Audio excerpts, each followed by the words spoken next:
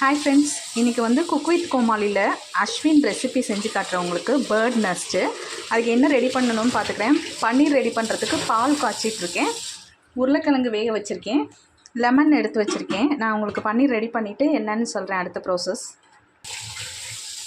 பால் நல்லா திரிஞ்சு வந்துருச்சு, அதை நம்ம ஃபில்டர் பண்ணி எடுத்துக்குவோம். பால் நல்லா திரிஞ்சு வந்துச்சு, அதை ஒரு ஃபில்டர் வச்சு ஒரு கிளாத் வச்சு அதை ஃபில்டர் பண்ணி எடுத்துக்கிங்க. அதில் வந்து நான் லைட்டாக தண்ணியும் ஊற்றிருக்கேன், ஏன்னா நம்ம லெமன் புழிஞ்சதுனால அந்த டேஸ்ட் வரும். அதனால் அதை பண்ணிட்டு இதை கொஞ்சம் சுற்றி வெயிட் வச்சுட்டிங்கன்னா ஒரு 10 மினிட்ஸில் பன்னீர் ரெடி ஆகிடும். அடுத்தது நம்ம அந்த உருளைக்கிழங்கு சோப் பண்ணோம்ல, அதை எடுத்து பண்ணுவோம்.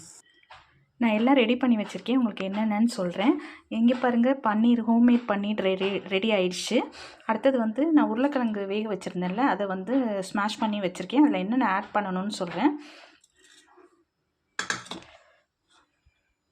கொத்தமல்லி இலை, பச்சை மிளகா, ஜீரகத்தூள் கொஞ்சம் லைட்டாக, கரம் மசாலா, மஞ்சத்தூள் கொஞ்சம், மிளகாத்தூள் கொஞ்சம் போட்டுக்கிங்க. அடுத்தது சால்ட் கொஞ்சம் போட்டுக்கிங்க. அடுத்தது ஆனியன் சாப் பண்ணி வச்சுருக்கேன். இது எல்லாத்தையும் போட்டு நம்ம மிக்ஸ் பண்ணி எடுத்துக்கலாம்.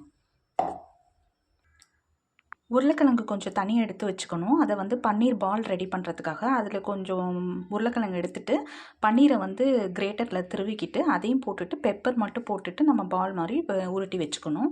இதையும் எண்ணெயில் நம்ம பொரிச்சு எடுக்கணும். அடுத்தது வந்து நெஸ்ட்டு ரெடி பண்ணுறதுக்கு நம்ம அடுத்தது எப்படின்னு சொல்கிறேன்.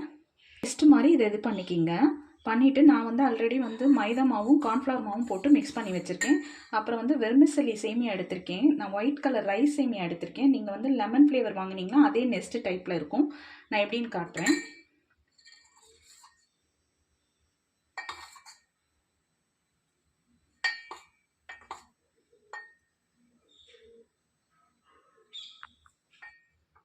அப்படியே இதில் கோட் பண்ணி எடுத்துக்கிங்க.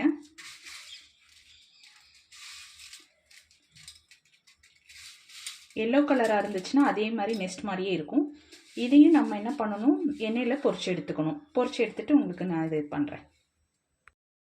பேர்ட் நெஸ்ட் ரெடி ஆயிடுச்சு. நான் அந்த பன்னீர் பாலையும் நெஸ்ட்டு மாதிரி ஸ்டஃப் பண்ணி வச்சுருந்ததையும் நான் எண்ணெயில் வந்து பொரிச்சு எடுத்துக்கிட்டேன். அதுக்கப்புறம் இந்த மாதிரி டெக்கரேட் பண்ணி வச்சுருக்கேன். வாங்க, ஹெல்த்தியான க்யூட்டான பேர்ட் நெஸ்ட் ரெடி ஆயிடுச்சு. வாங்க சாப்பிட்லாம்.